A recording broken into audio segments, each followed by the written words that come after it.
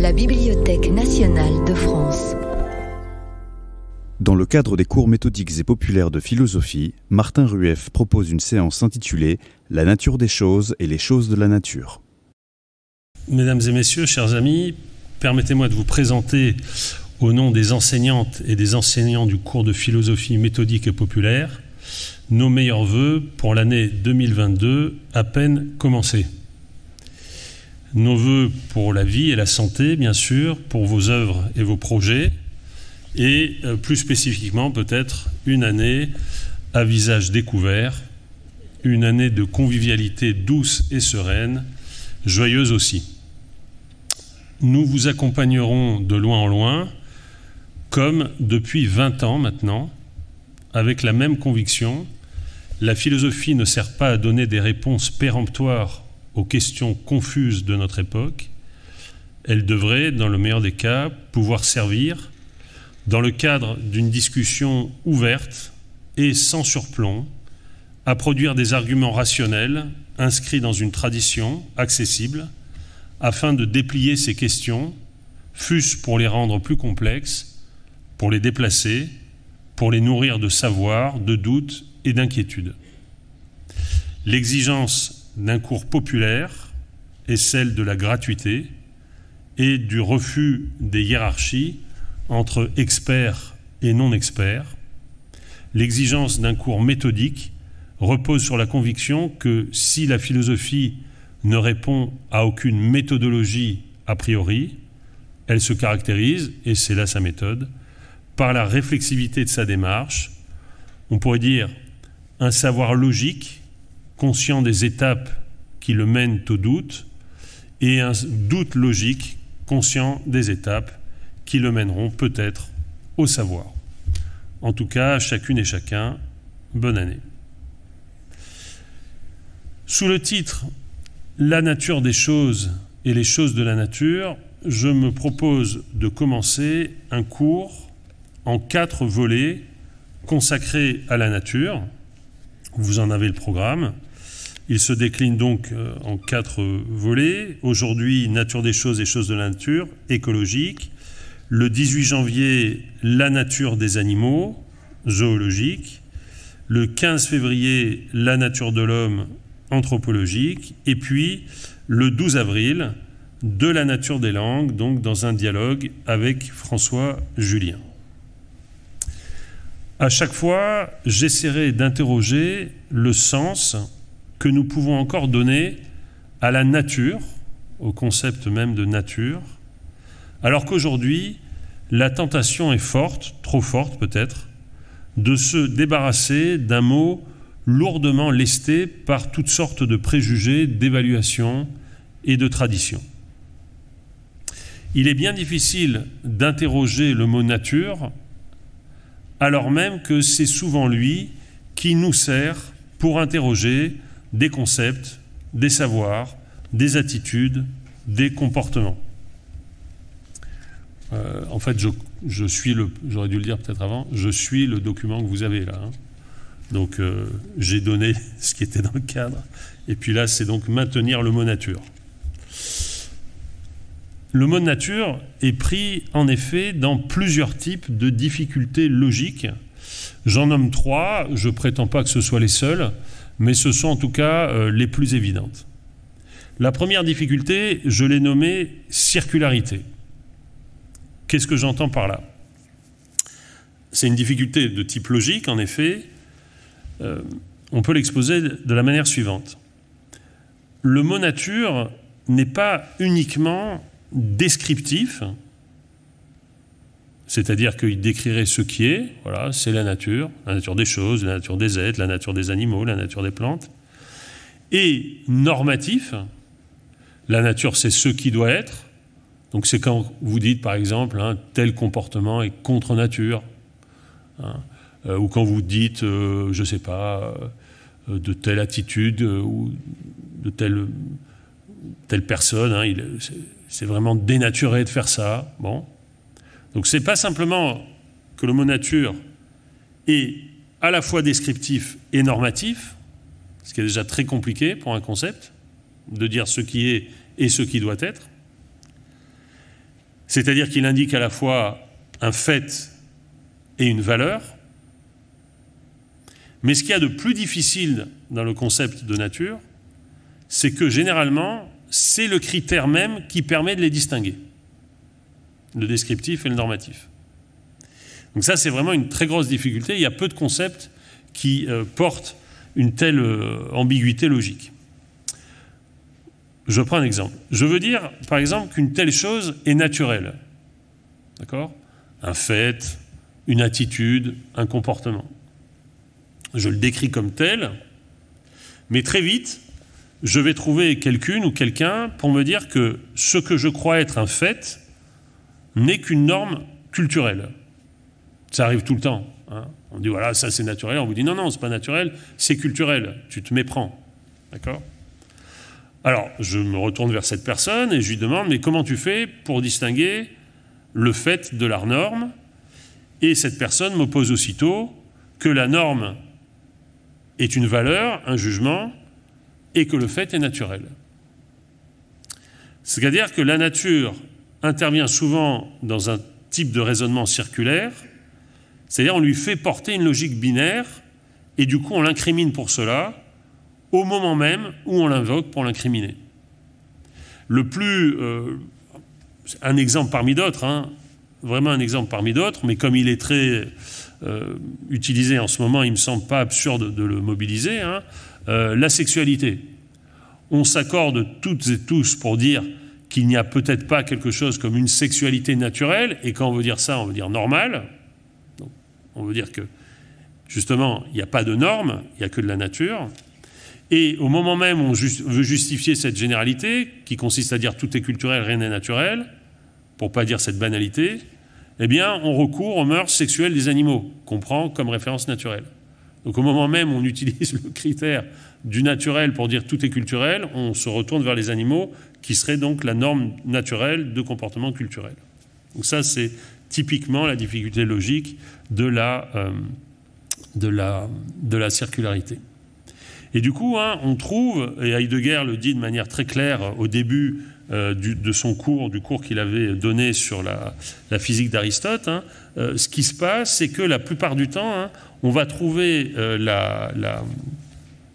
cette notion même hein, dans un ensemble de partitions hein, que vous connaissez toutes et tous, mais où la nature joue un rôle en fait circulaire. J'en prends plusieurs exemples. Nature-artifice, nature-histoire, nature-société. La deuxième difficulté logique, vous la connaissez aussi, est que le mot nature relève d'une telle extension qu'il est souvent impossible, en y recourant, de ne pas le faire équivaloir tout bonnement à l'être. La nature, c'est le tout, c'est même le tout du tout, et dans les perspectives écologiques les plus radicales, on trouve même des formules telles que la nature survivra à la terre, à l'environnement, au milieu. Et donc, si vous voulez, c'est très difficile de parler de la nature, puisque quand on parle de la nature, on parle de ce qui fait que le tout est le tout. Alors, il y a un bon exemple de cette extension maximale dans une phrase très belle de Novalis, dans Les disciples à Saïs, où Novalis dit, c'est une phrase que cite souvent l'écrivain Jean-Christophe Bailly, la nature, eh bien voilà, la somme de tout ce qui nous touche, on l'appelle la nature. La somme de tout ce qui nous touche. C'est-à-dire, hein, en allemand, uns rührt. Et rühren veut dire à la fois toucher, émouvoir, déranger. Kant a formulé le problème de manière très forte dans ses principes métaphysiques de la science de la nature. Je cite ce texte. Si l'on prend le mot de nature simplement au sens formel, où il signifie le premier principe interne de tout ce qui appartient à l'existence d'une chose, il peut y avoir autant de science et de nature qu'il y a de choses spécifiquement différentes, chacune devant contenir son propre principe interne de détermination qui appartiennent à son existence. Mais la nature est prise au sens matériel, non pas comme une propriété constitutive, mais, c'est une formule dont se souviendra donc Novalis, comme l'ensemble de toutes les choses en tant qu'elles peuvent être des objets de nos sens, et par suite des objets d'expérience. De sorte que l'on comprend sous ce mot, nature, la totalité des phénomènes. La nature, c'est la totalité des phénomènes. C'est-à-dire le monde sensible en excluant tous les objets non sensibles. Alors on se dit, tiens, Kant va dire, en fait, finalement, il y a quand même une manière de réduire l'extension du mot nature, c'est de le limiter aux phénomènes sensibles, puisque c'est ceux qui touchent nos sens. Mais non, parce que regardez ce qu'il dit par la suite. La nature, prise en ce sens du mot, comporte alors, conformément à la distinction principale de nos sens, deux grandes parties, l'une contenant les objets des sens externes et l'autre contenant l'objet du sens interne. De sorte qu'une double doctrine de la nature est possible. Il reprend ici un critère cartésien, la doctrine des corps et la doctrine de l'âme, où la première considère l'étendue et la seconde la nature pensante. La nature semblait d'abord réservée, si j'ose dire, à l'ensemble de toutes les choses en tant qu'elles peuvent être l'objet de nos sens, mais au final, elle comprend aussi bien les objets des sens externes, que ceux du sens interne. En d'autres termes, rien n'échappe à la nature. Rien n'échappe à la nature, et donc, vous pourriez me reprocher de vous faire un cours sur tout. Et donc de rien avoir à vous dire de précis, parce que qu'est-ce qu'on peut dire de précis de tout, à part que c'est tout. Face à cette extension maximale de la nature, on peut assister dans la tradition à deux stratégies philosophiques. Ou bien on fait coïncider la nature avec l'être lui-même. Et c'est ce que Heidegger repère justement chez Aristote, quand il veut trouver chez Aristote la coïncidence entre physis et ousia, puisque de fait, on trouve dans physique bêta la formule selon laquelle la physis, esti, panta, taota, ousia. Elle est le tout de ce qu'il y a. Et donc, la physique, évidemment ici ça donne à penser, la physique, ce serait le lieu de la totalité de l'être, c'est-à-dire la métaphysique. Il n'y aurait plus de différence entre physique et métaphysique. Elle est tout ce qui relève de l'être, ou, traduit Fédier dans question 2 de Heidegger, de l'étance, c'est-à-dire de l'être en tant que processus. Ou bien, évidemment, on a tenté, parce qu'on était inquiet de perdre en extension, de perdre en intention ce qu'on gagnait en extension, on a tenté de la spécifier, de dire ben non, la nature, c'est pas simplement la totalité de l'être.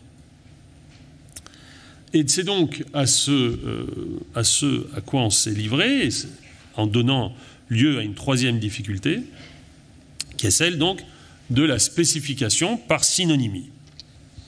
On a en effet essayé de spécifier le concept de nature en le fragmentant par périphrase et synonymie.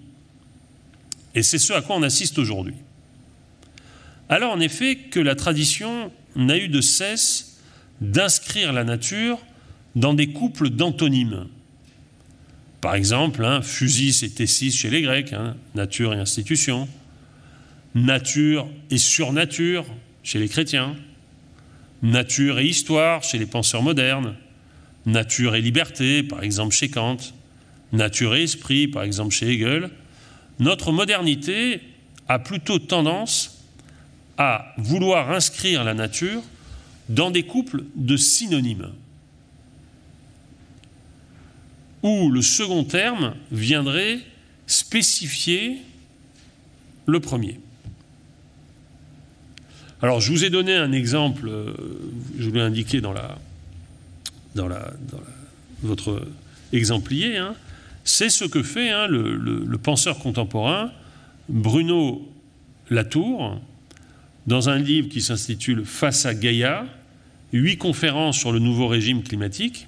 C'est un livre qui a fait beaucoup parler, dans lequel Latour propose de remplacer nature par Gaïa.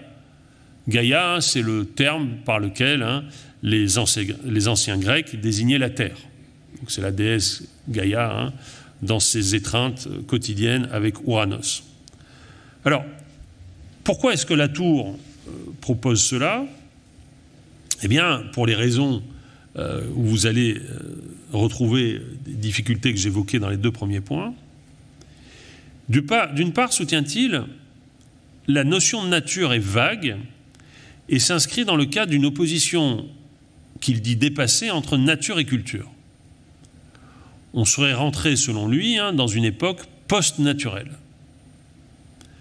D'autre part, dit-il, une nouvelle synergie de l'organisme et de l'environnement devrait conduire à récuser le terme de nature au profit de Gaïa, la Terre, comme un système redistribuant de manière plus fluide, selon Latour, que le terme de nature, les catégories de l'animé, de l'inanimé, du vivant, du non-vivant, de l'objet et du non-objet. En réalité, le terme de Gaïa, qui devrait nous inviter, selon Latour, à une nouvelle alliance avec notre environnement, introduit une distinction symétrique de celle que le terme de nature imposait selon lui. Donc, pour Latour, la force du terme de Gaïa, c'est de nous inviter à penser que nous sommes partie prenante de Gaïa. Nous n'en sommes pas séparés. Nous en sommes, si vous voulez.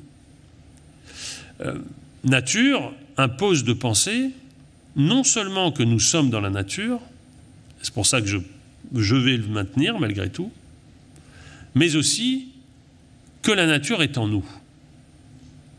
Et c'est pour ça que nature, c'est mieux que Gaïa. La nature, c'est nous aussi, et nous sommes la nature. En d'autres termes, Gaïa, le terme privilégié par Latour, désigne une réalité qui nous est extérieure, même si nous contribuons par nos actions et nos interactions à en déterminer le devenir. L'exemple du climat est pour ça évidemment tout à fait frappant, c'est-à-dire que le climat, ce qui se passe dans le ciel, pour ainsi dire, ce ciel qui commence à 1 centimètre de la Terre, eh bien, ce qui se passe dans le ciel, nous en sommes responsables. D'accord. Mais si on maintient le terme Gaïa pour laisser penser que Gaïa, c'est nous aussi, avec Gaïa, on perd l'idée que nous sommes la nature. Pas simplement que la nature, c'est nous. Nous sommes la nature.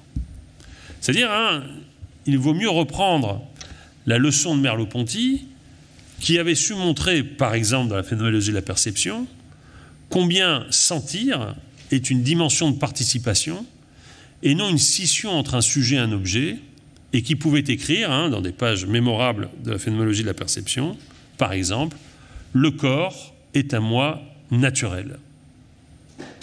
Bien sûr, Gaïa dit plus précisément que d'autres notions une interaction mesurable entre les hommes et la Terre, non tant la globalité de la masse que la localité de son enveloppe, ce qu'on pourrait appeler la peau de la Terre, c'est-à-dire l'interaction entre les vivants et les environnements.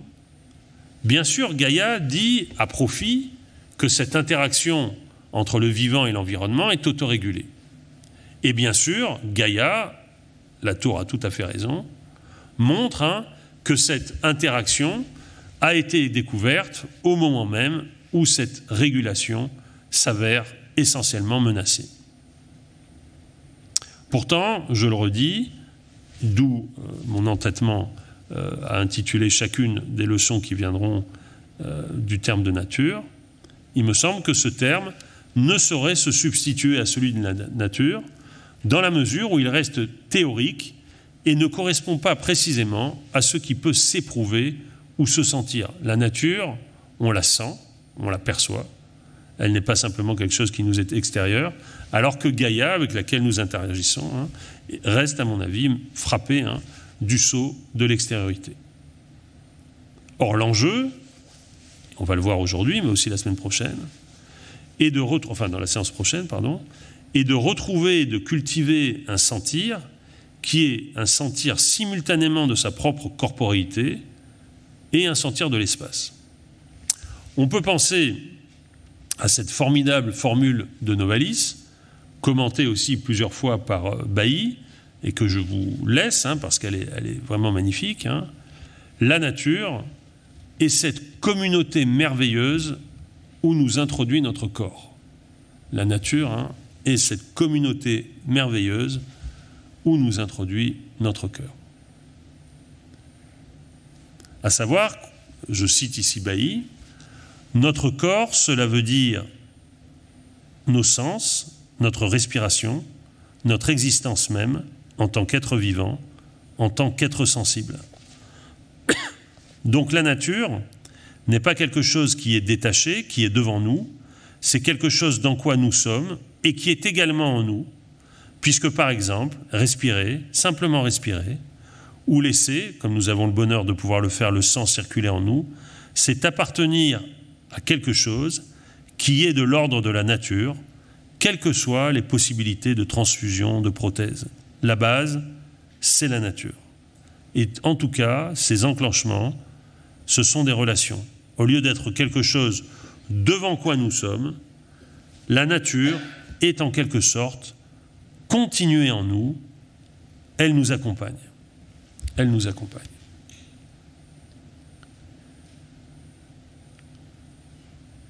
Nous sommes donc invités, en maintenant le terme de nature, à comprendre, pas simplement comme nous allons le faire aujourd'hui, le rapport entre nature des choses et choses de la nature, pas simplement d'essayer de situer ce qu'est la nature animale ou la nature de l'homme, mais aussi la nature du langage. C'est donc à ces quatre pôles, pour ainsi dire, que je vais me consacrer dans les leçons qui viennent, mais il me fallait bien sûr commencer par une question tout à fait centrale qui fera l'objet du cours d'aujourd'hui. Choses de la nature et nature des choses, ou une philosophie de la nature est-elle encore possible ?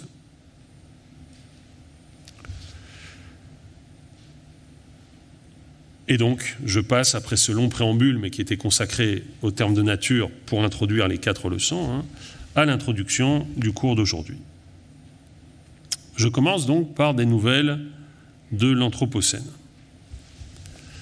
À chaque parution de son rapport bisannuel sur l'état de la biodiversité dans le monde, le constat du World Wildlife Fund, le Fonds mondial pour la nature, comme le traduit hardiment le site français, établissant une équivalence entre nature et sauvagerie sous la bannière d'un panda reconnaissable. Donc à chaque parution de son rapport, le constat s'aggrave, le saccage du vivant s'accélère, la pression aveugle des activités humaines entraînant inexorablement la disparition d'espèces.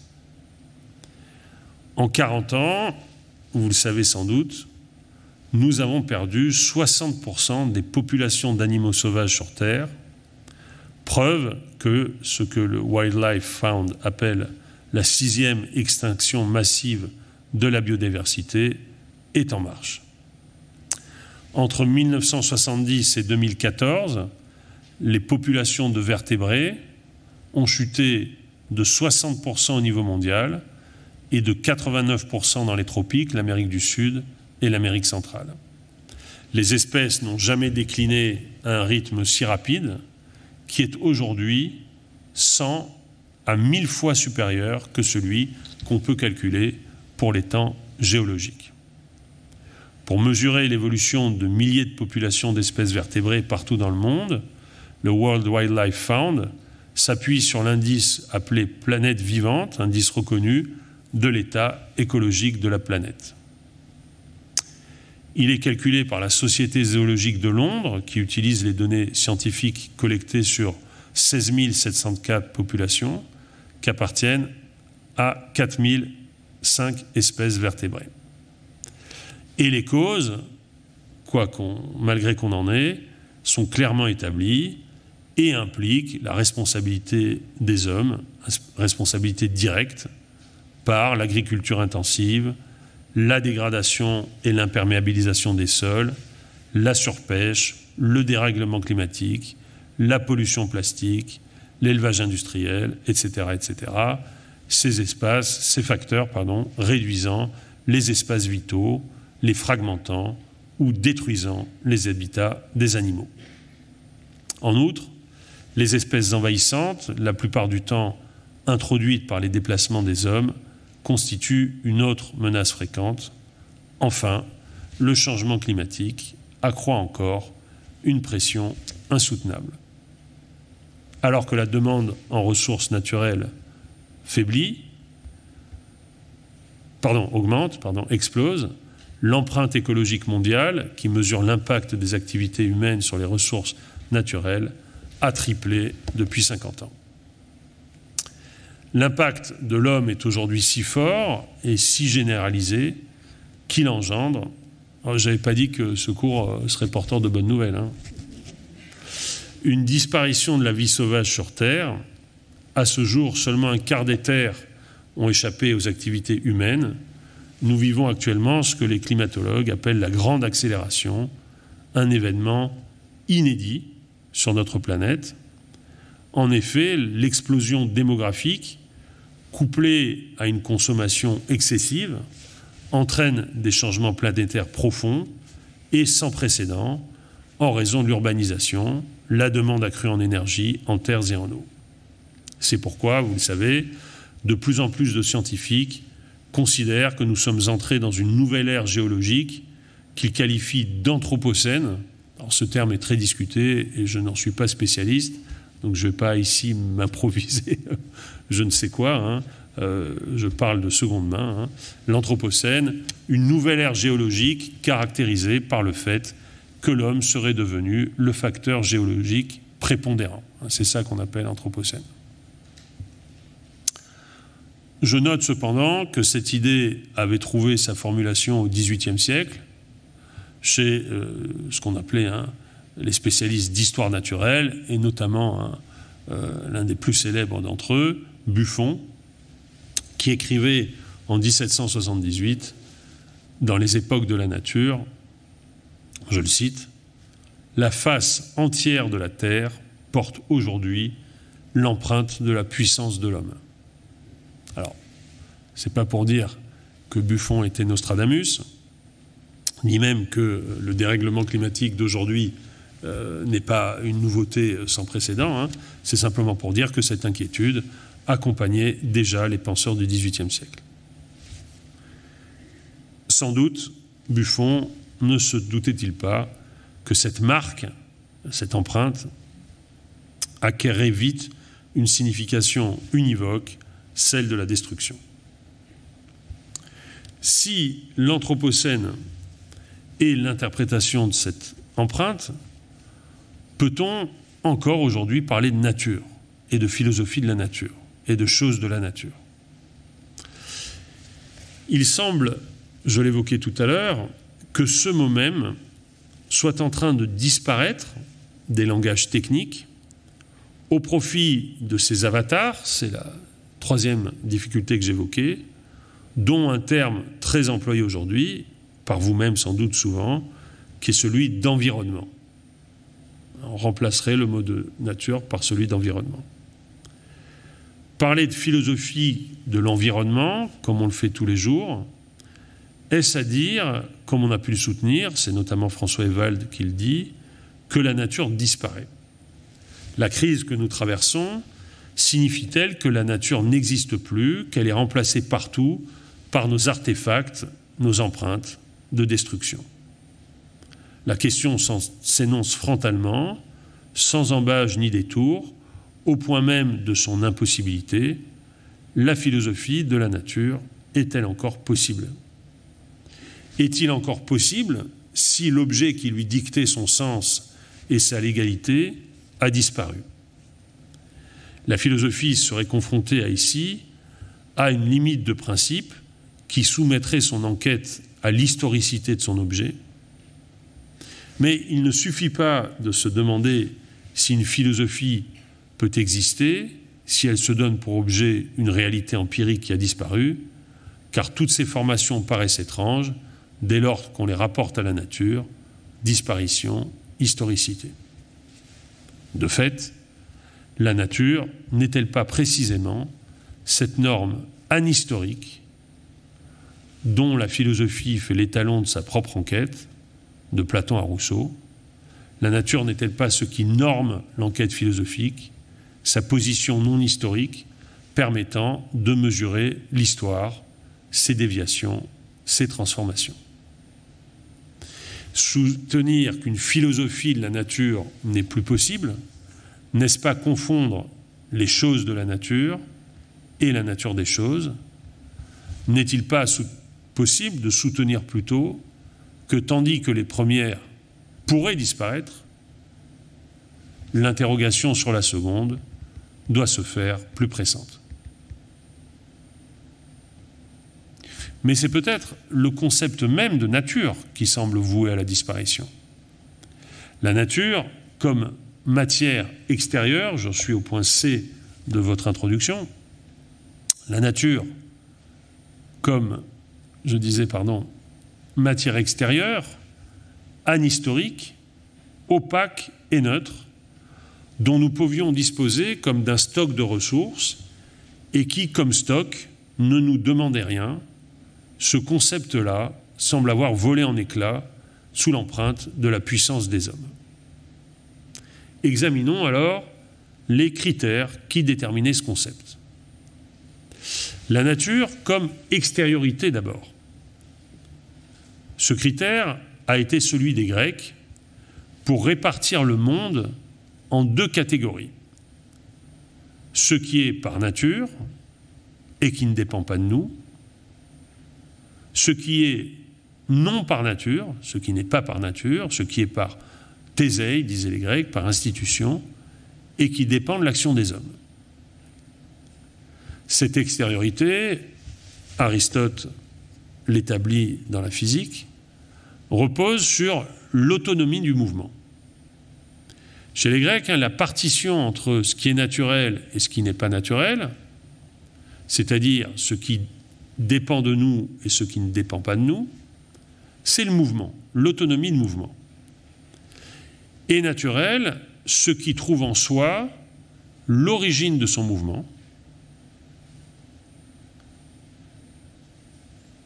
l'arbre, par exemple, mais aussi l'animal, n'est pas naturel, ce qui trouve à l'extérieur de soi le principe de son mouvement. Alors évidemment, pour comprendre ça, il faut que vous acceptiez un concept plus large, Heidegger le fait remarquer d'ailleurs dans son commentaire de la physique, un concept plus large de mouvement que celui que vous associez normalement, par exemple, à la course d'un chien, bien sûr. Parce que ce que dit Aristote, et s'il fait de l'arbre l'emblème même du naturel, du physis, vous allez me dire, l'arbre, c'est pas exactement ce qui se meut, ce qui bouge. Mais si, pour Aristote, oui, parce que l'arbre, il se meut vers le haut et vers le bas, par sa croissance. Il va chercher le ciel avec ses branches et il va chercher la nourriture par ses racines, et donc il se meut. Et son mouvement, sa kinésis, est parfaitement autonome. Il ne la reçoit de rien d'autre que de lui. Il est croissance pure, l'arbre. C'est plus facile, évidemment, pour nous, de penser l'animal comme emblème de la nature, comme mouvement, puisqu'évidemment, ce qui caractérise l'animal, c'est qu'il est animé. Cette opposition, qui repose donc sur l'extériorité de la nature, permettait de distinguer la nature de la technique étant ce qui précisément donne aux choses leur mouvement. Par exemple, quand vous fabriquez, un objet en bois ou un téléphone portable, c'est vous qui assemblez les pièces, donc ce n'est pas le téléphone qui se meut de lui-même, mais aussi chez les Grecs, la nature de l'institution. Ce qui avait l'avantage, évidemment, de mettre technique et institution du même côté. Attention, cette opposition avait aussi ses mythes et ses inquiétudes. Je pense notamment au statut qui marche, inventé par Dédale, le père malheureux du malheureux Icare, puisque chez les Grecs, Françoise Frontisy-Ducrot l'a montré dans son premier livre, qui était magnifique, Dédale, vous vous souvenez de Dédale l'inventeur, Dédale est chassé d'Athènes parce qu'on l'accuse d'avoir construit des statues qui marchent toutes seules. Et à la suite de ça, il va en Crète, et puis là, il construit quelque chose qui est encore plus inquiétant qu'une statue qui marche, pour ainsi dire. C'est un taureau avec lequel Pasiphae peut s'accoupler, parce qu'elle est tombée amoureuse de lui, donc il lui construit une machine qui lui permet de s'étreindre avec un taureau. Et donc vous voyez que Dédale, en fait, qu'est-ce qu'il fait, lui? Il déplace la frontière de ce qui est naturel et de ce qui est artificiel. Et avec Icare, son fils, c'est ça aussi qu'il fait. Quand il donne des ailes à son fils, en lui disant « tu t'approcheras pas trop du soleil » parce que ses ailes étaient collées avec de la cire, là aussi, avec la technique, qu'est-ce qu'il fait?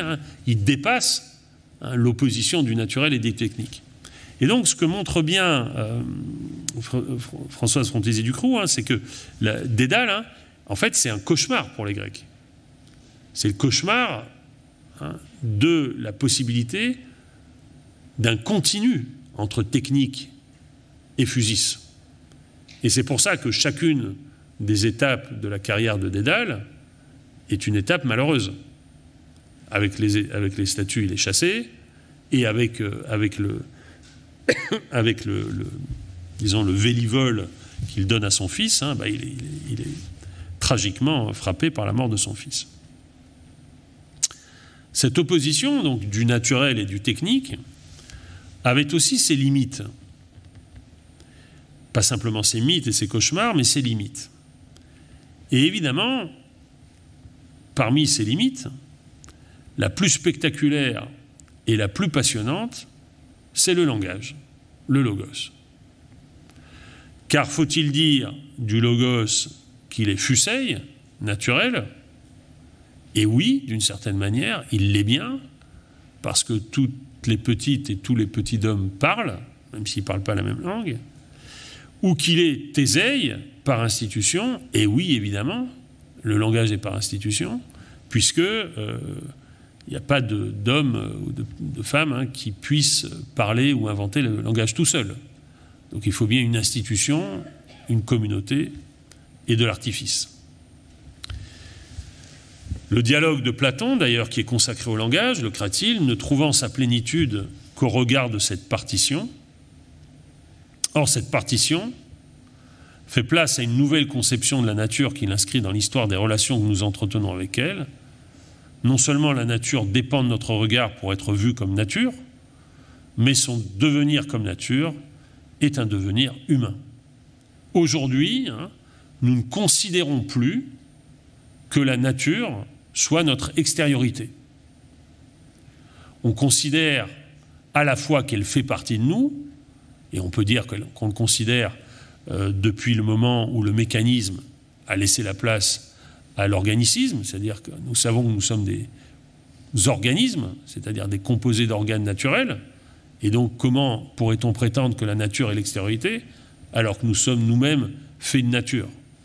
Et en même temps, nous ne considérons plus que la nature est extérieure à nous, puisque le concept d'environnement est le concept qui dit que nous intervenons sur la nature et que nous n'avons cessé d'intervenir sur elle.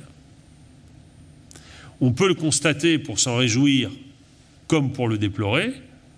Les limites naturelles du corps humain, on en parlera lors de la 3e leçon, sont elles-mêmes historiques, comme le démontre par exemple l'histoire de la médecine.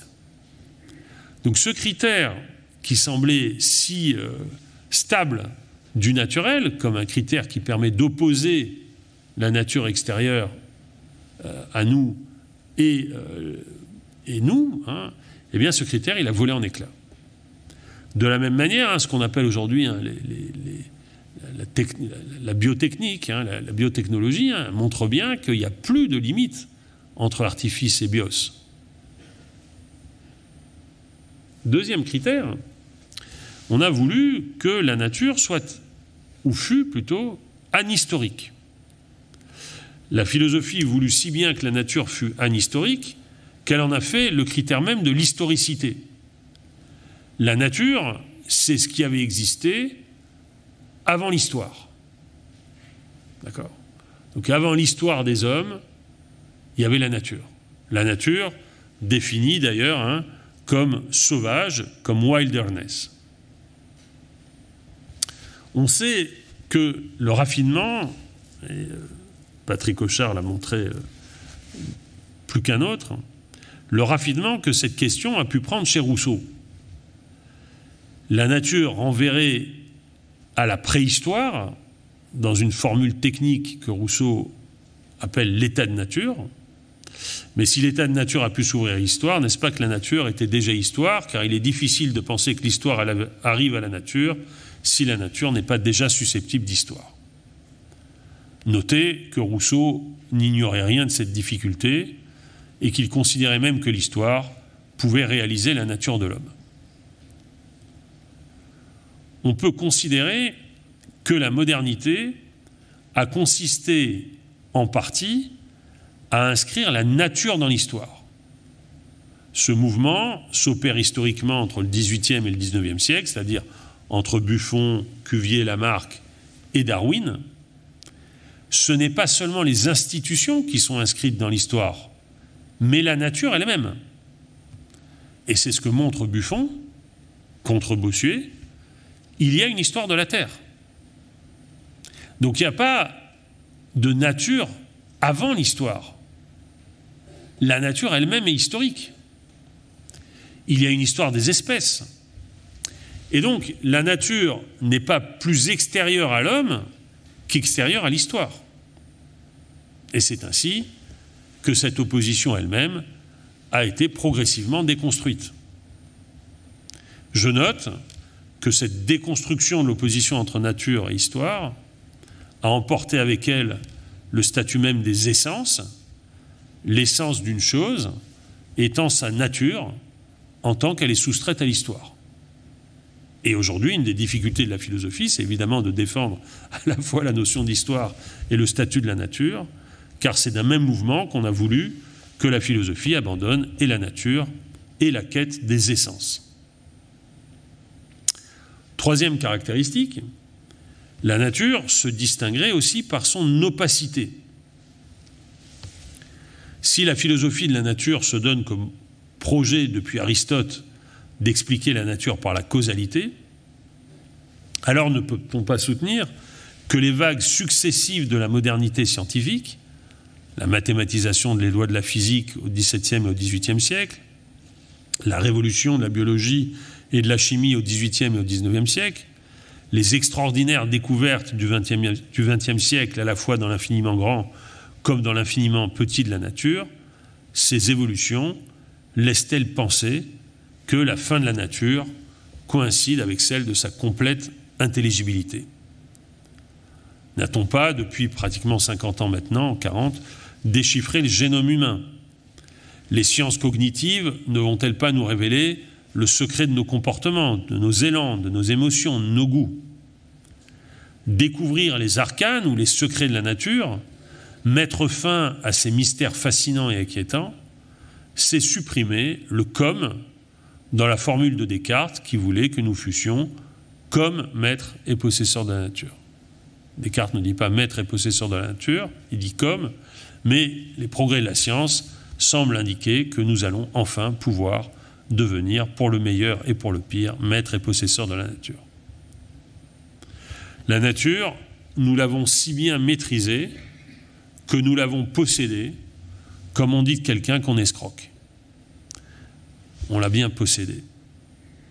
devenue transparente à notre regard, la nature aurait disparu comme objet de l'enquête. Enfin, c'est la neutralité de la nature même qui fait long feu. La nature, comme matière extérieure et neutre, dont nous pouvions faire ce que nous voulions, et à l'égard de laquelle nous n'étions pas comptables. Eh bien, cette nature, elle n'existe plus. Elle est à l'extérieur et à l'intérieur de nous notre œuvre, notre artefact. Nous y avons placé notre volonté. Elle est en notre pouvoir et nous en sommes comptables devant les générations futures. C'est ce que montre de manière admirable le philosophe Ancionas.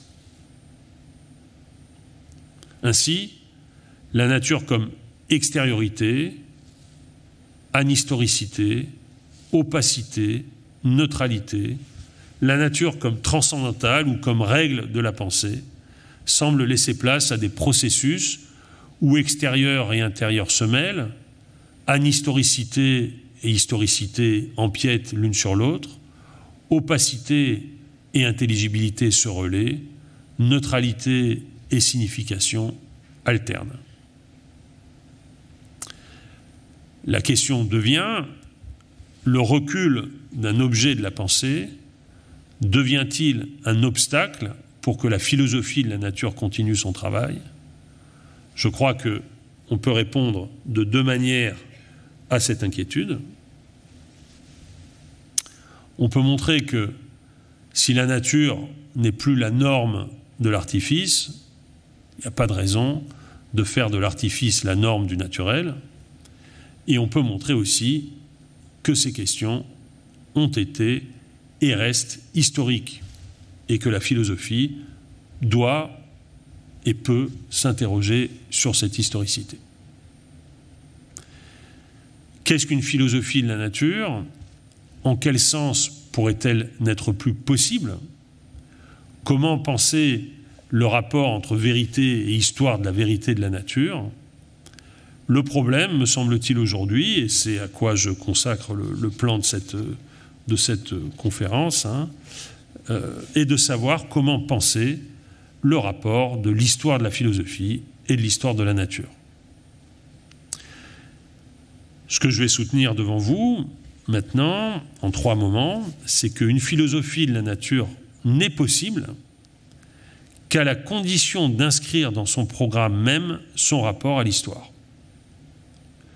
Ce que je vais soutenir, donc, c'est que les philosophies de la nature n'avaient été possibles jadis qu'à la condition de considérer que la question de savoir si elle pourrait un jour n'avoir plus de sens ne se posait jamais, puisque la nature était précisément la garantie même de la légalité de leur questionnement, mais qu'aujourd'hui, la philosophie de la nature est possible si elle met dans son programme même, la possibilité, la disparition de la nature. Donc on va distinguer, je vous montre, si vous voulez bien prendre votre plan, la manière dont on va procéder, et puis je ferai ce que je peux faire, mais ce qui est important, c'est que vous ayez en tout cas la marge, sinon de la nature de l'exposé.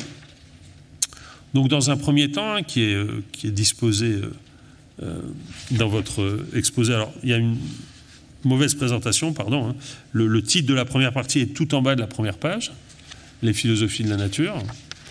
Et donc ces philosophies de la nature, j'en distingue plusieurs étapes. Les philosophies naturelles de l'Antiquité, ça c'est page 2 et 3. La modernité et la philosophie de la nature, page 4. Et puis page 5 et suivante, 2 grandes philosophies de la nature, ou comment la philosophie de la nature relève-t-elle la nature de la philosophie, avec Kant et Hegel. Ça c'est page 5 et 6. Page 7, ce que je vais montrer, c'est comment essayer de construire des philosophies de la nature après la nature.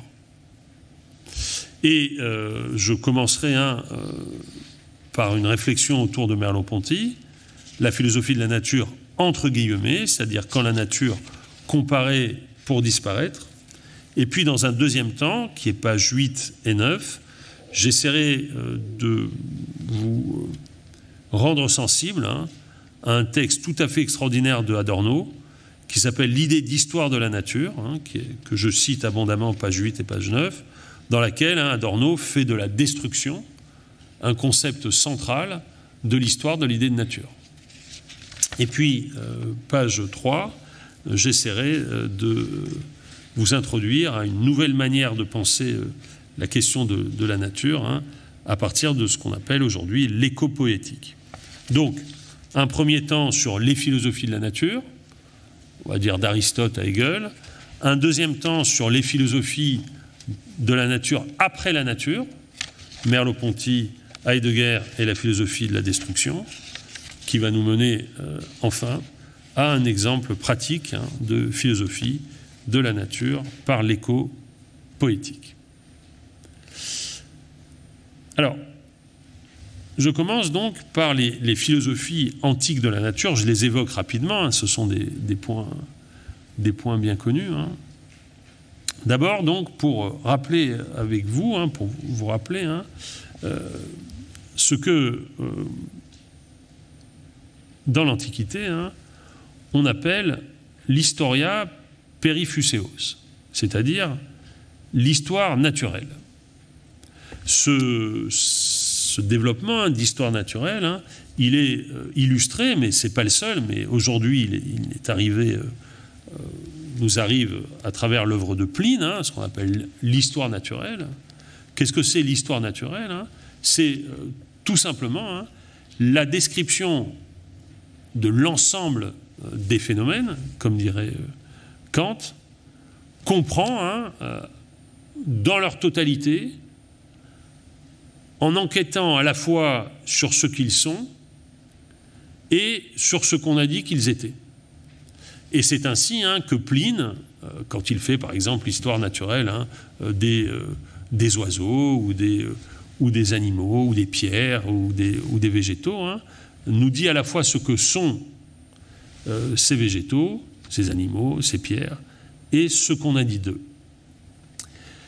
La philosophie de la nature, telle qu'on la trouve chez Aristote et chez Lucrèce, commence à partir du moment où la philosophie se donne comme objet la connaissance de la nature par les causes.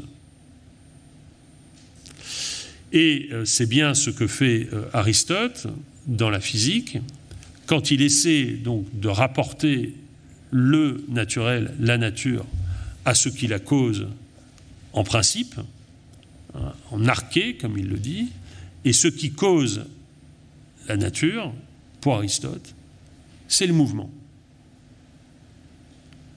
La raison d'être de la nature, pour Aristote, c'est le mouvement.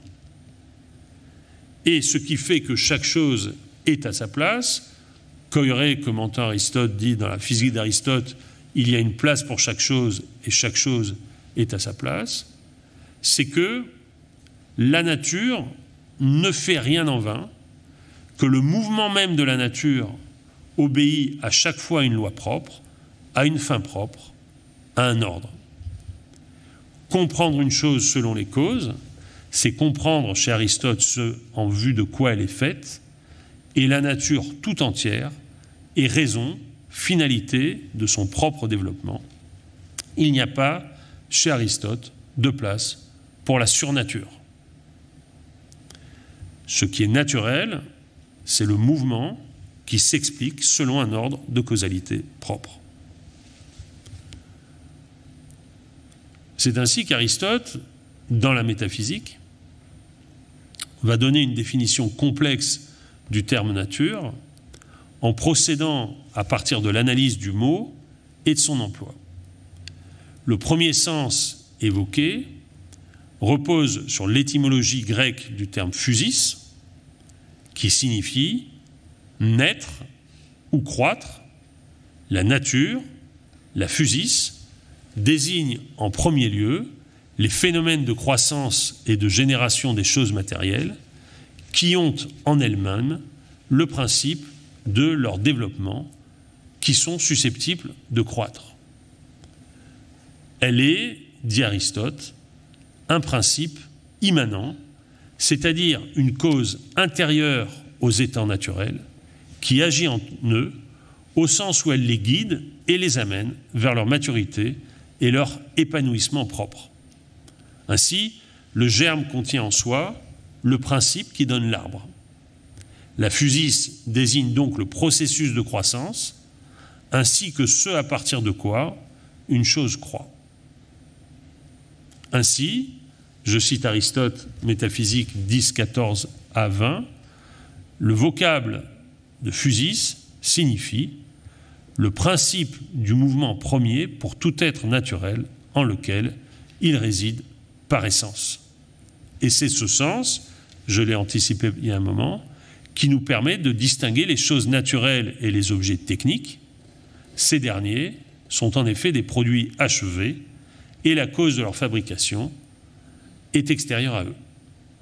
Mais comme le dit Aristote, les objets artificiels, eux aussi, ont une nature, et donc la nature d'une chose artificielle est donc, en un autre sens, ce qui constitue matériellement cette chose, le mélange des éléments qui la composent. Ainsi dit-on couramment que l'airain ou le marbre est la nature de la statue, le bois, celle des objets en bois. C'est pourquoi d'ailleurs Aristote donne raison à Empédocle, qui définit les choses naturelles par le mélange des éléments premiers en eux, feu, terre, air ou eau. Enfin, en un sens précis, la nature d'une chose désigne son ousia, son essence, sa substance, qu'Aristote décrit, en reprenant le terme platonicien, la forme de cette chose. Et nature, non seulement la matière première, mais encore la forme ou substance, car elle est la fin du devenir. Donc comme vous le voyez, chez Aristote, ce qu'il s'agit de saisir quand on saisit la nature, c'est la légalité du mouvement qui permet à une chose d'être ce qu'elle est. Et c'est pourquoi Aristote est, pour ainsi dire, le premier des philosophes naturels, à la fois dans les secondes analytiques, où il explique cette définition, le rapport entre nature et essence, et évidemment dans tous ces traités admirables de philosophie naturelle, les parties des animaux, les traités sur les animaux, l'histoire des animaux, etc. Ce sens, vous le trouveriez aussi, je suis obligé d'aller vite, je vous prie de m'en excuser, vous le trouveriez aussi dans les... donc je vous ai indiqué, pages 2 et 3, ces citations, vous le trouvez aussi chez Lucrèce, quand Lucrèce, au livre 1 du De Rerum Natura, qui est précisément le traité sur les choses de la nature et la nature des choses, si vous voulez bien le lire avec moi, on est page 3, dans votre cours.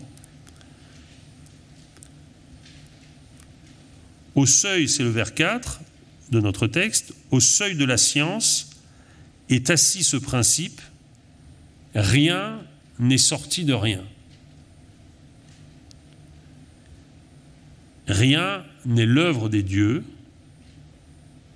C'est à force de voir sur terre et dans les cieux des fins dont la raison cherche en vain l'origine que nous plaçons en tout la volonté divine. Donc c'est un texte qui est fondamental pour l'histoire du matérialisme. De là cette terreur qui nous accable.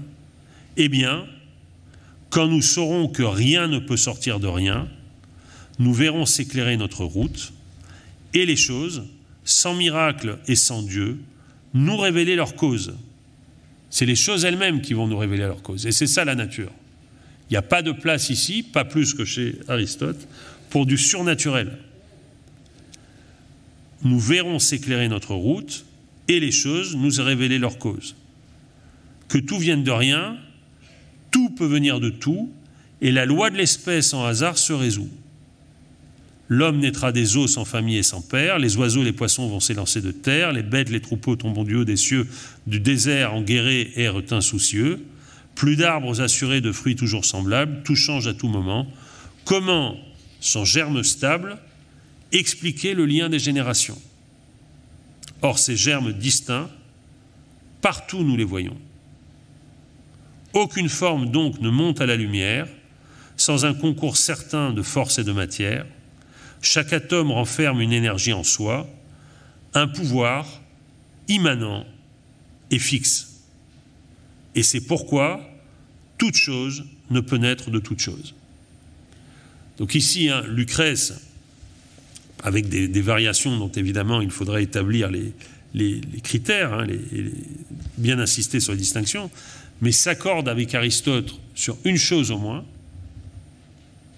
la philosophie de la nature est possible et nécessaire quand elle réussit à décrire le principe de causalité qui permet d'établir la génération des choses, le mouvement qui porte une chose à être elle-même, l'élan qui porte une chose à être elle-même. On n'a pas besoin de Dieu pour tout cela, on n'a pas besoin d'une philosophie de la création, on a besoin d'une philosophie naturelle de la génération. Une philosophie de la nature, c'est une philosophie naturelle de la génération naturelle, décrite par des causes naturelles. C'est pourquoi toute chose ne peut naître de toute chose. Si le sol tour à tour donne au printemps la rose, le pampre au tiède automne, à l'été le froment, c'est qu'à l'heure marquée, un fécond mouvement groupe les éléments de la plante future. L'embryon apparaît, et la mère nature met au jour sans péril ses tendres nourrissons. Si tout naissait de rien, que pourraient les saisons contre l'explosion soudaine des naissances? Il n'existerait plus ni germe ni substance, dont la loi du milieu pût régler le concours, le hasard du temps même annulerait le cours, tout grandirait d'un coup, et la première enfance atteindrait brusquement la pleine adolescence, et l'arbre jaillirait de toute sa hauteur, mais c'est ce qui n'est pas. Tout croît avec lenteur, fidèle en sa croissance aux vertus de son germe, hein, c'est la fameuse phrase de Tolstoï, hein, nul ne voit l'herbe pousser, hein, tout croît avec lenteur. Il est donc évident que chaque être renferme ses principes, son fond propre et substantiel. Vous voyez, hein, le lexique est légèrement différent du lexique aristotélicien, bien sûr, mais le principe est le même.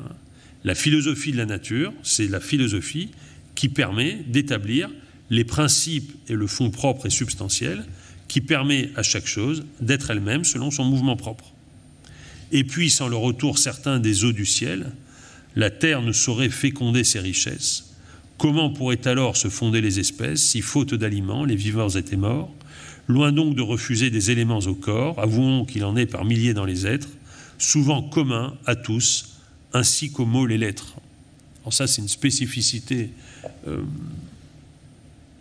du poème de Lucrèce, hein, et de l'épicurisme antique, hein. C'est la comparaison qui aura une histoire très longue, hein, puisque on peut dire qu'elle va jusqu'à au déchiffrement, hein, de l'ADN, en passant par la philosophie de la nature de Diderot, hein. C'est la comparaison des éléments qui composent les êtres naturels avec des lettres. C'est-à-dire que le texte qui fait qu'une chose est ce qu'elle est, le mouvement qui la porte à être ce qu'elle est, le mouvement et l'élan qui la porte à être ce qu'elle est, hein, c'est un mouvement qu'on peut comparer au mouvement de l'être, hein, qui composerait des mots spécifiques. Le texte de Lucrèce, en tout cas dans la partie dans laquelle je l'ai découpé, hein, la manière dont je l'ai découpé, pardon, hein, s'achève par une réflexion sur la destruction, génération, génésis et destruction. Établissons encore ceci, que la nature rend à leurs éléments les corps qu'elle dissout, tout meurt, rien ne périt. Hein, vous connaissez la formule de Lavoisier, hein, rien ne se perd, rien ne se crée, tout se transforme. C'est un principe dont on trouve la première formulation, hein, chez Lucrèce. Tout meurt, rien ne périt. Si la mort prenait tout, la forme brusquement s'en irait tout entière, sans qu'un travail minant les groupes de matière eût préparé leur nœud au divorce mortel. La forme est périssable et l'atome éternel. On parle d'un texte qui a été écrit au 1er siècle avant Jésus-Christ, hein. C'est quand même stupéfiant. Pour que la mort détruise et décompose l'être, il faut qu'un corps le broie ou qu'un choc le pénètre. Et si le temps livrait à l'absolu néant les débris dispersés dans son gouffre béant, où prendrait-il de quoi renouveler le monde, hein? Donc c'est une thèse sur la continuité de la matière au-delà des transformations formelles, hein. Une thèse donc de la métamorphose dont vous trouveriez un équivalent poétique, par exemple, chez Ovide. Alors je vous renvoie, je l'ai mis, parce que c'est un vieux livre qu'on a, à mon avis, un peu oublié, qui est le livre de Boyancé, Lucrèce et l'épicurisme, qui est un très beau livre sur la philosophie naturelle de l'épicurisme. Alors évidemment, ce modèle aristotélicien et lucrétien, de la connaissance par les causes, a subi, avec la modernité scientifique du XVIe, XVe, XVIe, XVIIe siècle, un choc tout à fait considérable. Et on pourrait le dire, je suis désolé de le dire de manière si naïve et brutale, on pourrait dire que ce qui a mis la philosophie de la nature en péril, le premier choc qu'elle a dû subir, c'est évidemment l'invention de la science moderne. C'est-à-dire que la philosophie de la nature n'avait plus, dans sa recherche des causes de légitimité propre, à partir du moment où la science, d'abord la science de la physique au XVIe et au XVIIe siècle, puis la science des organismes au XVIIIe et au XIXe, venait la remplacer dans la recherche des causes. Donc la question à laquelle vont devoir répondre les philosophes au XVIIIe siècle et au XIXe siècle, c'est quelle est la place d'une philosophie de la nature? Qu'est-ce que la philosophie a encore à dire des choses de la nature et de la nature des choses, à partir du moment, et nous vivons évidemment dans ce régime depuis les inventeurs de la science moderne, à partir du moment où c'est la science qui dit la nature des choses. Qu'est-ce qui reste à la philosophie?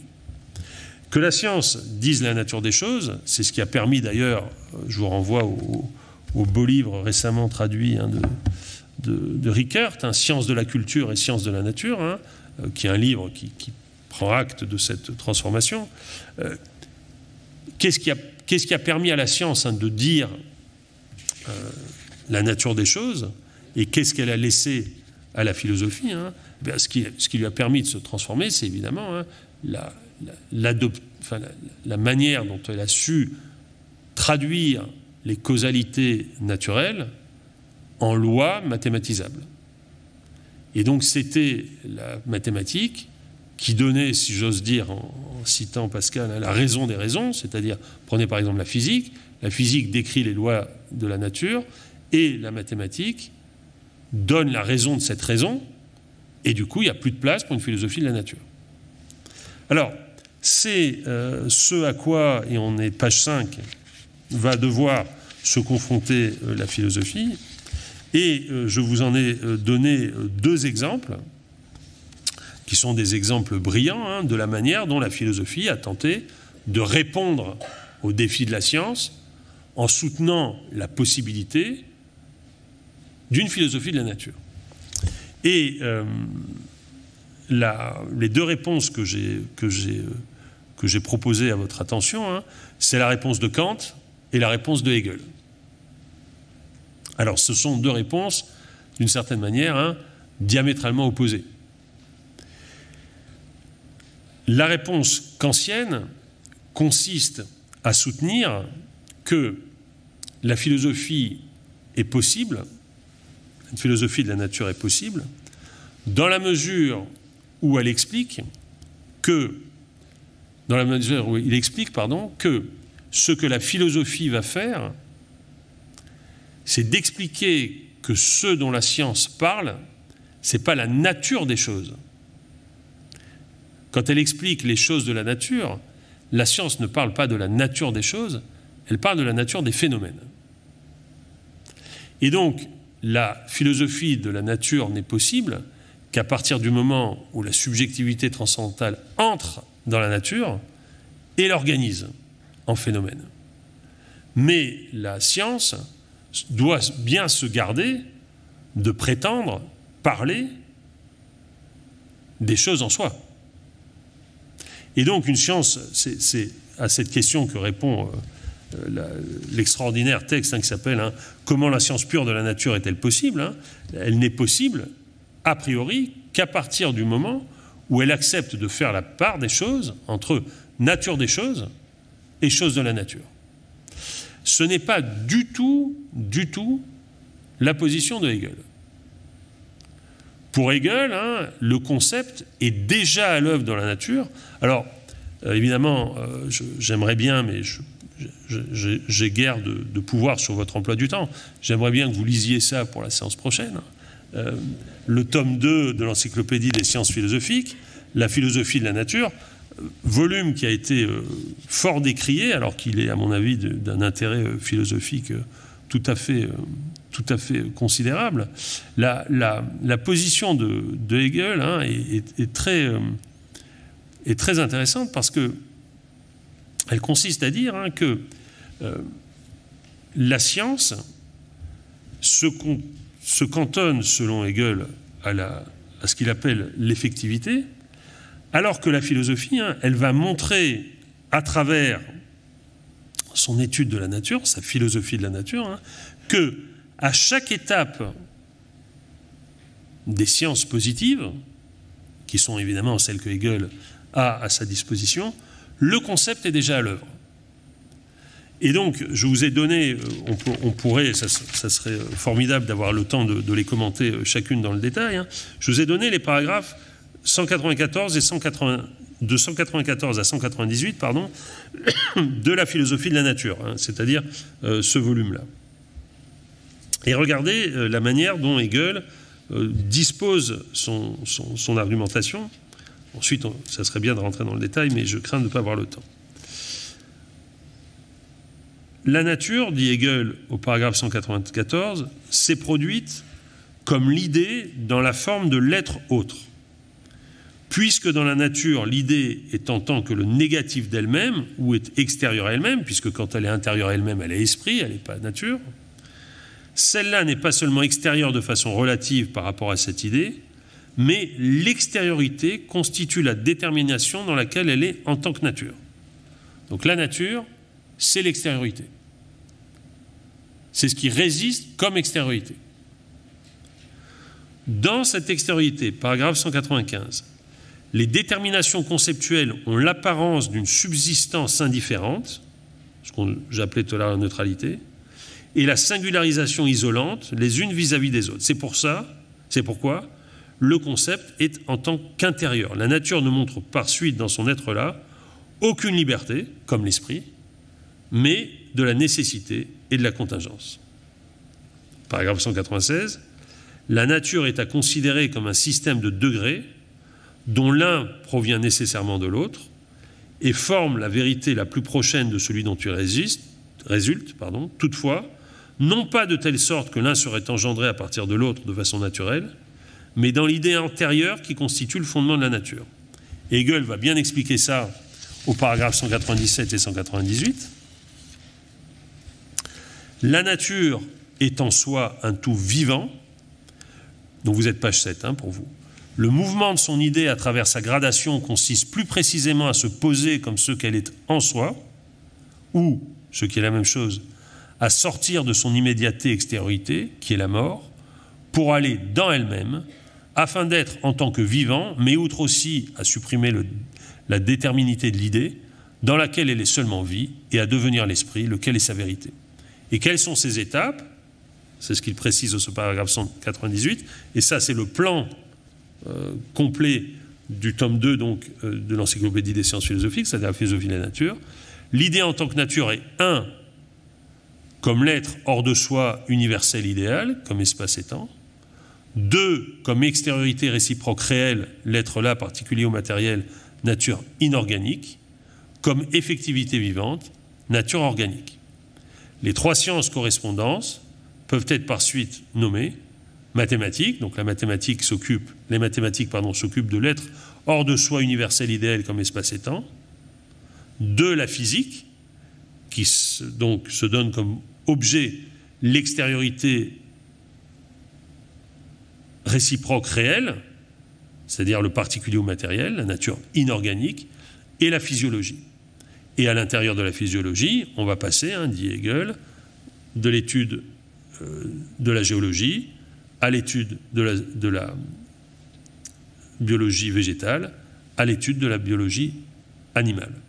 Ce que je veux dire par là, c'est que, alors que chez Kant, la philosophie de la nature n'est possible qu'à partir du moment où elle sépare complètement les choses de la nature des choses, en distinguant rigoureusement l'ordre phénoménal dont s'occupent les sciences et dont la philosophie peut décrire le cadre conceptuel, et la nature des choses, c'est-à-dire la philosophie des choses en soi, dont la science ne parle pas.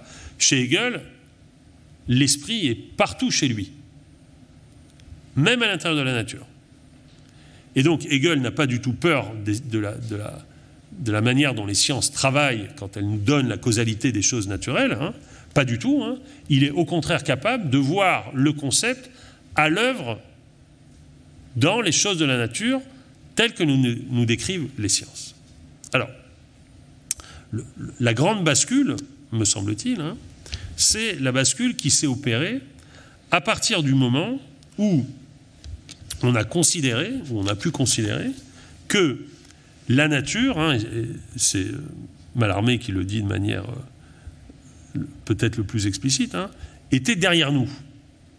Hein, et que le programme que nous avions à affronter, hein, c'était la question des conditions de possibilité d'une philosophie de la nature après la nature. C'est-à-dire la position dans laquelle nous nous trouvons. Et ici, je voudrais vous montrer à l'œuvre, hein, 2 stratégies pour faire de la philosophie de la nature après la nature. Alors, la première, hein, c'est ce que j'ai appelé, hein, une philosophie des guillemets. Alors, ça peut vous sembler bien étrange de dire cela, mais c'est une philosophie qui fait l'herméneutique de la nature comme une nature qu'on ne peut plus que citer. Elle n'existe plus en tant que telle, on ne peut plus que la citer. Et c'est le cas, par exemple, hein, du cours de Merleau-Ponty au Collège de France, qui s'appelle le concept de nature. Et regardez, hein, comment travaille Merleau-Ponty. Vous êtes page 7. Peut-on valablement étudier la notion de nature? N'est-elle pas autre chose que le produit d'une histoire au cours de laquelle elle a acquis une série d'acceptions qui ont fini par la rendre inintelligible? N'est-il pas vain de chercher dans un sens unique le secret du mot? Recherchons le sens primordial non lexical toujours visé par les gens qui parlent de nature. En grec, le mot de nature, guillemets, vient du verbe phuo, etc., etc. Et cependant, à la fin du paragraphe, et la nature, entre guillemets, est différente de l'homme. Elle n'est pas instituée par lui, elle s'oppose à la coutume, au discours. D'accord? Et celui qui fait ça de manière la plus, je trouve, spectaculaire, hein, c'est Heidegger, dans le cours sur la physique d'Aristote, hein, où il met toujours le mot nature entre guillemets. Hein, c'est le texte que vous avez. Mais il y a une autre stratégie qui me paraît une stratégie tout à fait digne d'attention, hein, à laquelle je voudrais me consacrer maintenant. Hein. C'est la stratégie d'Adorno dans un texte tout à fait magnifique, hein, qui s'appelle « L'idée d'histoire de la nature » et que j'ai cité abondamment et que je voudrais maintenant commenter, hein, page 8 et 9. Donc c'est un texte, hein, sur l'idée de nature, hein, comme destruction.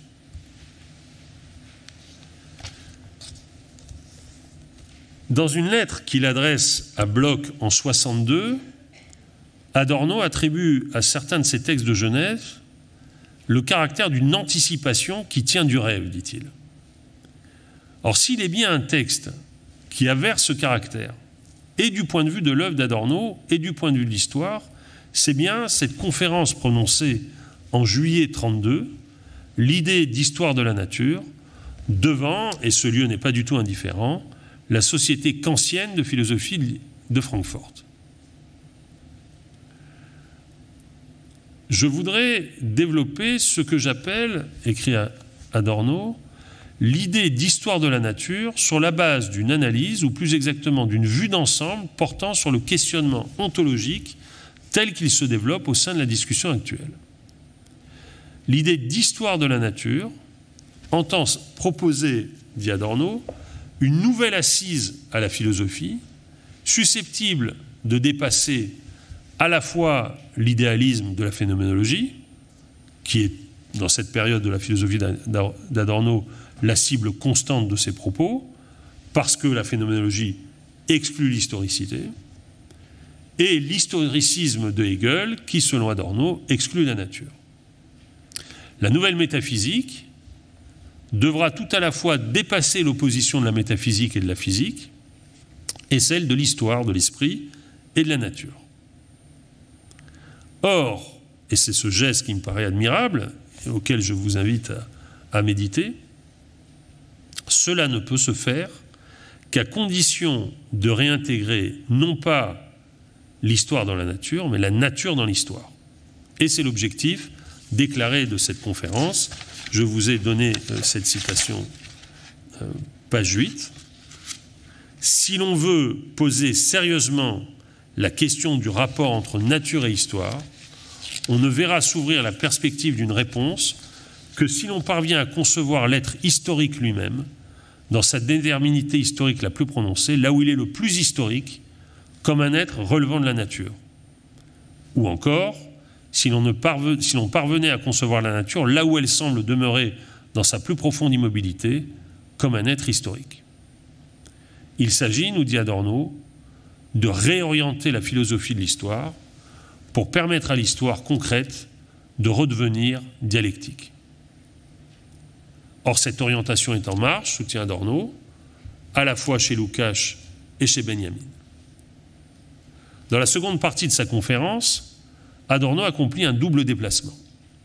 Il abandonne la critique de l'idéalisation de l'historicité par Heidegger pour se tourner vers des tentatives concrètes, et il va chercher les matériaux de sa dialectique, non pas dans la métaphysique, mais dans l'esthétique. L'apport de Lukács, comme celui de Benjamin, n'ont pas le même poids, et le dernier contredit le premier. Or, le tournant décisif opéré par Benjamin, selon Adorno, est d'avoir réveillé la seconde nature. Malgré leurs différences, Adorno crédite Lukács et Benjamin d'une invention spéculative décisive que je vous ai indiquée. Le point le plus profond où convergent histoire et nature se situe précisément dans le caractère périssable de toute chose. La nature en tant que création, page 47, est pensée par Benjamin comme portant la marque du caractère périssable de toute chose. La nature elle-même est périssable. Mais c'est ainsi qu'elle a en elle le moment de l'histoire. Toutes les fois que quelque chose d'historique entre en scène, l'historique renvoie au naturel qui périt en lui.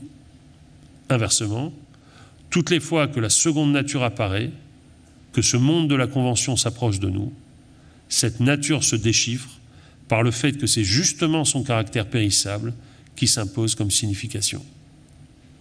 Le périssable est le creuset de la nouvelle ontologie qui va pouvoir articuler histoire, nature et signification.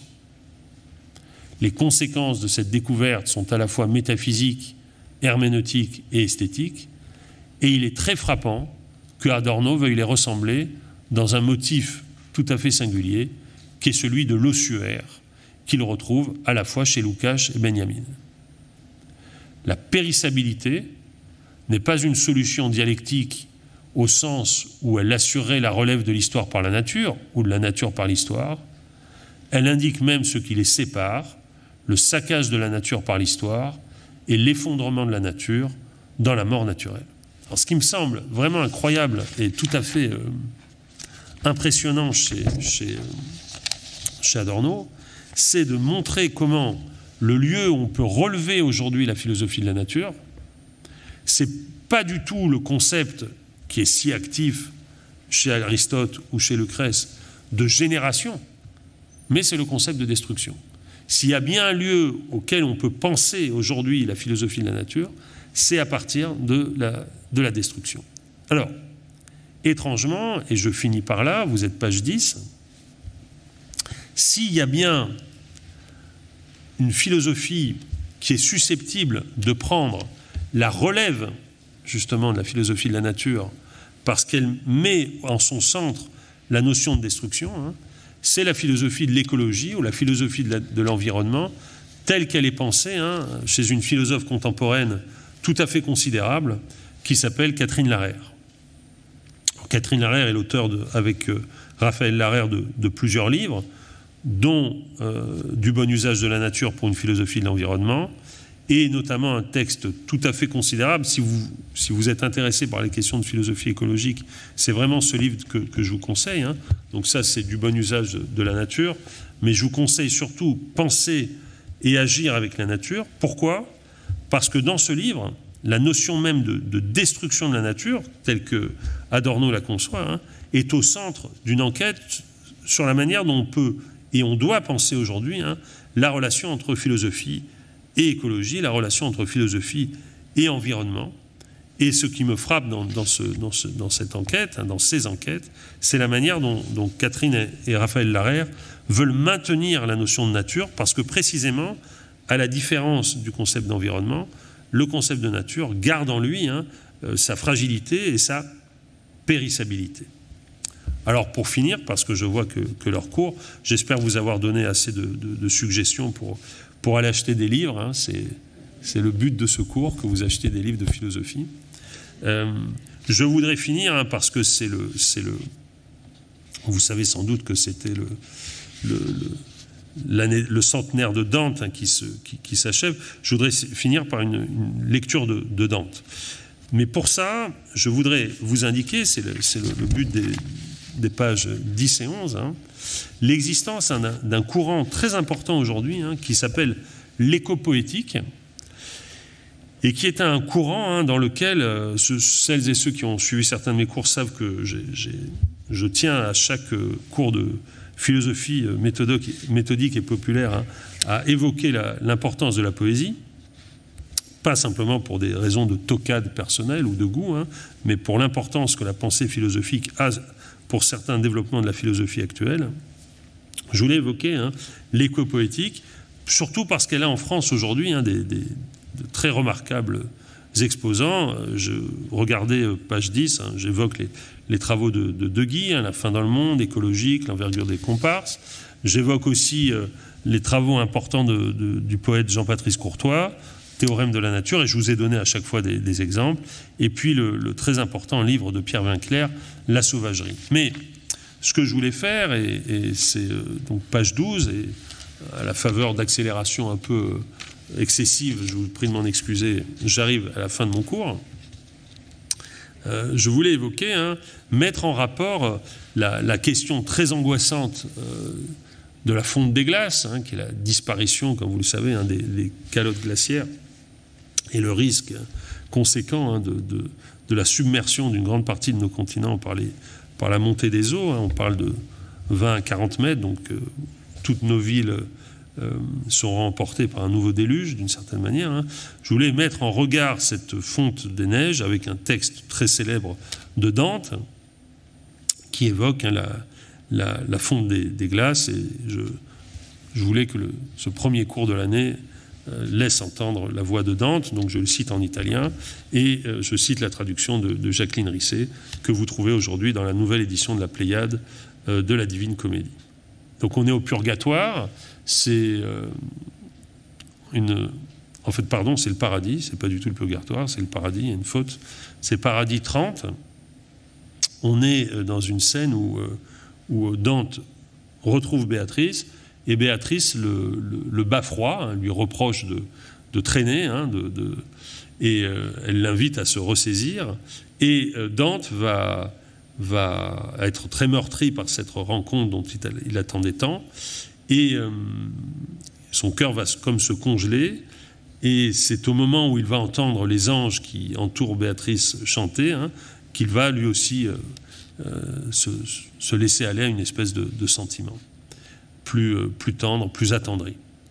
Si come neve tra le vive travi per lo dosso d'Italia si congela, soffiate e strette da lì venti schiavi, poi liquefatti in se stessa strapella, pur che la terra che perda ombra ispiri, sicché par fuoco fondere la candela, così fui, senza lacrime e sospiri.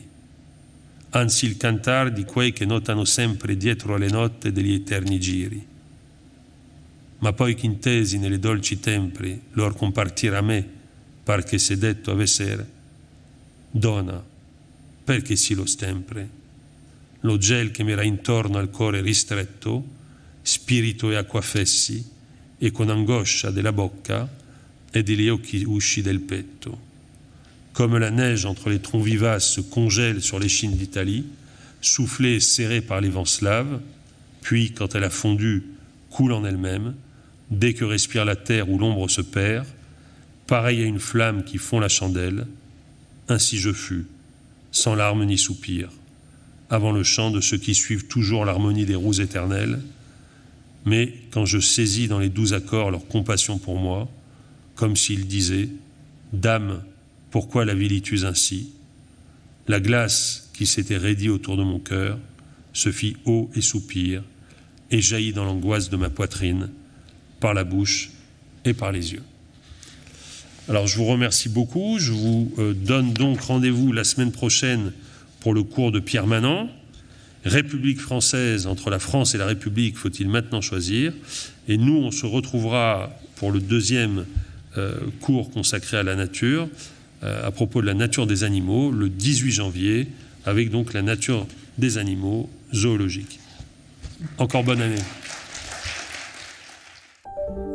Vous venez d'écouter un podcast de la Bibliothèque nationale de France. Retrouvez les conférences, rencontres et créations de la BNF sur toutes les plateformes de podcast ainsi que sur le site bnf.fr.